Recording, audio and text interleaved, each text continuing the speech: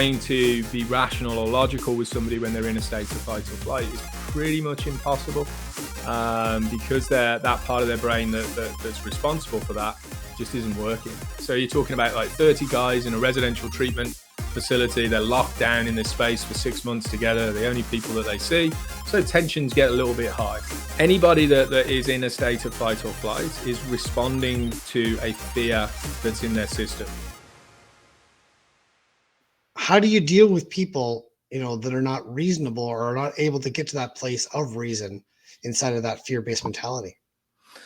Yeah, I mean, the thing to understand about that is that people are, when they're in that state, when they're having those conversations, is that they're in a state of fight or flight, and trying to be rational or logical with somebody when they're in a state of fight or flight is pretty much impossible, because that part of their brain that's responsible for that just isn't working. So, one of the ways that I was always taught to do this, and I never really understood why until I got deeper into my schooling and training, but I always remember when I worked in residential treatment many years ago, we used to work Saturdays, and it was always sports day. So you're talking about like 30 guys in a residential treatment facility. They're locked down in this space for 6 months together. They're the only people that they see. So tensions get a little bit high, right? And inside of those circumstances, 9 times out of 10 on a weekend, there'd be some kind of altercation that would happen on the field during sports day. So my responsibility in that moment was to separate the people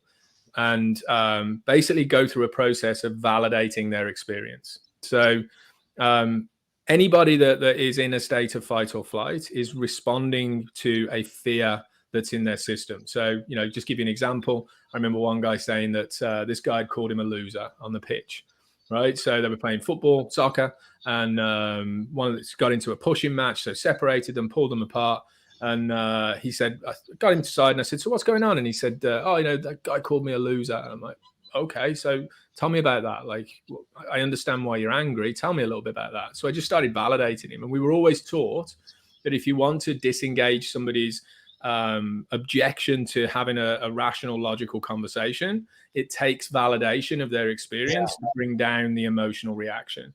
Yeah. The more that you push back against it, the less that person is going to be rational to the conversation. And the more you'll stick to that as well. Exactly. Double down. Right? So validate. And then sooner or later, you see that emotion start to come down and they start to become rational, or even me in those kind of situations, when somebody validates me, if I'm in a state of anger, I start to become a lot more rational and logical in the conversation.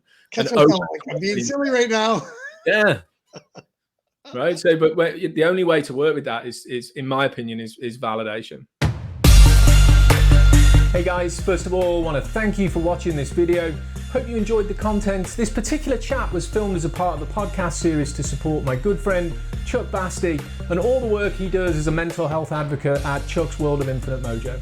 If you want to see the full podcast or just see more of what Chuck does on his social media platform, check out his YouTube channel that's linked in the description below. When it comes to what's going on here, I am on a serious mission to make this platform profitable. Why? Because when I do, I am committed to making sure that every single penny of profit that's made from this YouTube channel goes back into serving the community that needs it most. So, as always, please like this video, leave a comment below, and make sure you subscribe to the channel to get all the latest content available right here at the Liberation Place. Come join us for our live online conversations every week. I'll put all the links in the description below, and let's get the word out there about living the life you want to live, not staying stuck in the life you're currently stuck in. Hopefully, see you soon.